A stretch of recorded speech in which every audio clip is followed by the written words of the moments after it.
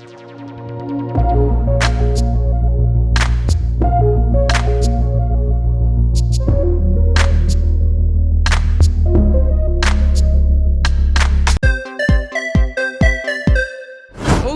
and eto na nga ang toy na re-review natin for today. This is the McDonald's Happy Meal for the month of June, Hot Wheels. So, i-check na natin isa-isa. So, let's get it on. So, first that we have here is the boombox. Ayun, boombox na palagay.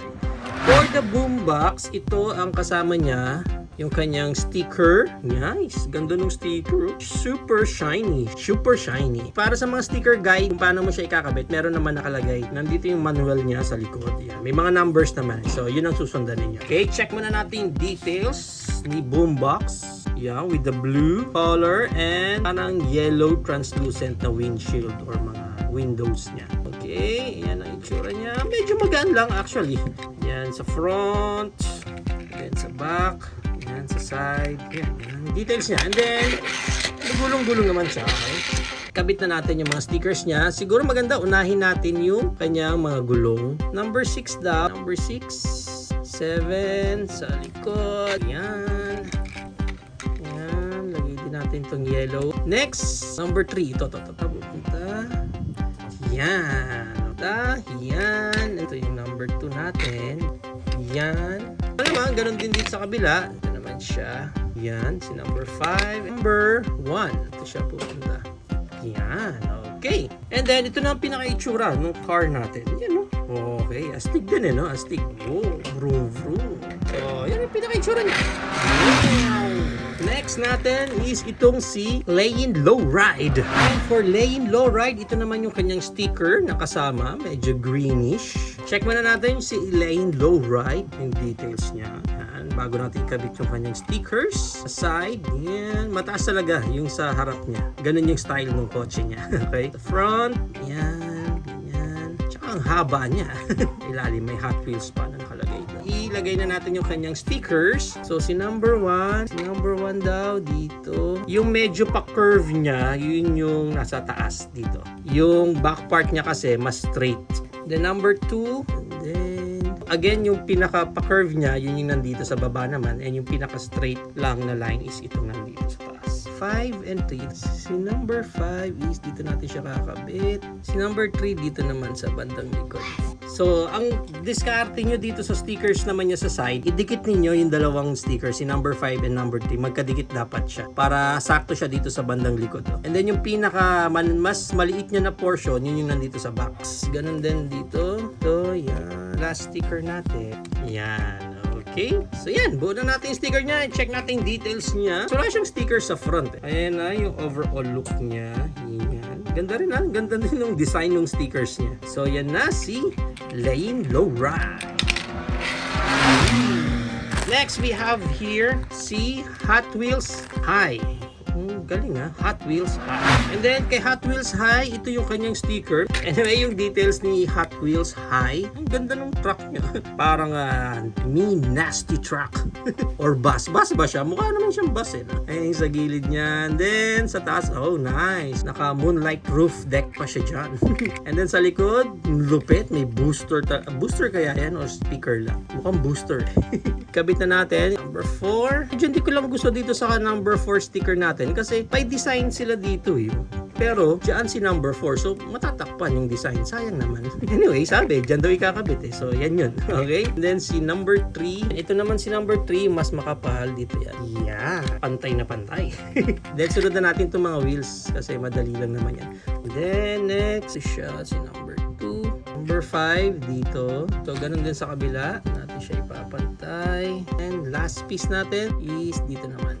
Okay, so yan. Check natin si Hot Wheels High sa kanyang details. Pag nandiyan ang sticker niya, ang ganda. Nag-complement sa ating gloves.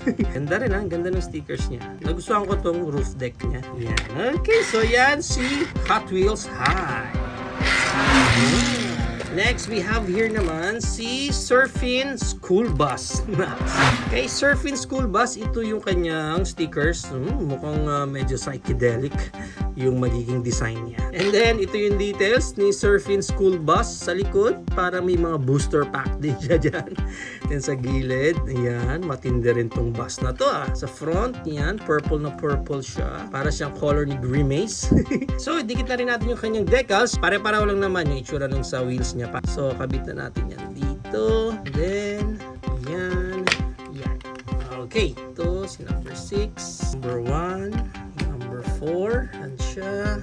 5, kabilang side, ganyan naman siya. 6, 7, dyan siya sa pinaka-side. Ganun din dito sa kabila. Yan. Okay, so buo na natin si Surfin School Bus. Check natin yung details niya ngayon na meron ng mga stickers. Ang ganda ng stickers niya sa mugs kasi parang hindi siya obvious na sticker para dun sa mugs. Anyway, yun na yung mga details niya. Yung ganda sa ibabaw. Yan. Okay, so ito na ang ating Surfin School Bus. So children, buckle your seatbelt and then let's ride! And last, we have here naman si El Viento. Ang sticker pack ni El Viento is ito. Mukhang astig yung sticker pack niya. And then, yung details naman niya is ito. Medyo mas futuristic na yung car niya. Actually, mas mukha siyang Transformers. 3 lang ang pwedeng sumakay. Ayun, sa loob. Pero anyway, yung pa yung iba niyang details. Yan. So, ikabit na natin yung sticker niya. Unahin na muna natin yung mga wheels niya. Yung sa wheels niya, mapapansin mo, yung dalawa dito maliit, yung dalawang malaki. So yung dalawang maliit, dito yan syempre sa bandang unahan na wheels. Yan. And then yung dalawang malaki na wheels niya, dalawang malaking kuya wheels sa likod. Okay, ganun din dito sa kabila. Another kuya wheel. 3, ito yung pinakamalaki. Okay, yan sa side. So yung sticker niya all throughout hanggang gilid. Itong sticker number 4 niya is dito naman yan. So dyan yung kanyang sticker number 4. And then lastly, sticker 1 and 2. Ito yan, yung may pinaka mas malapad na part. Dito yan sa bandang likod. And then mas nagninipis pagdating sa front. So ganun din dito sa kabila. Yan, so yung mas manipis na part sa front. And then sa likod yung mas malapad. Yan. Yan. So ito na ang ating El Viento. Yan, yung details siya. Ganda rin Ganda oh, diba? Dun sa windshield niya may Hot Wheels pa na logo. Yan. Okay. So ito na ang ating car na El Viento. And ang height naman, or actually yung lapad siguro ng bawat isa, check natin. This one is 3.5. Yung lapad niya 1 inch. 3 inches. Nasa 1 inch din. This one is 3 inches din. Pero 0.5 lang. Yung lapad niya, this one, almost 3.5. Mas manipis siya, syempre. Another bus is 3.5. And then yung lapad niya is 1 inch din. So, kulang-kulang ganun. Halos pare-pareho lang din yung size nila.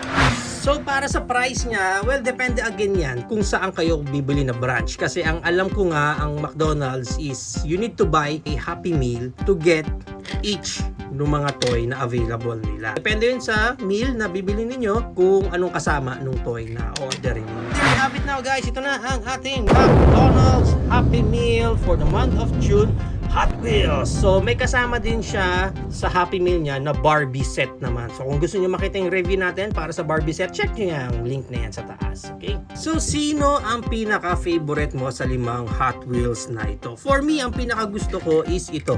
Itong si Hot Wheels High. I don't know, kasi there's something sa kanya sa pagka-overall black niya. Ganda yung dating eh. And then, ang pinaka-nagustuhan ko nga, is itong roof deck niya dito.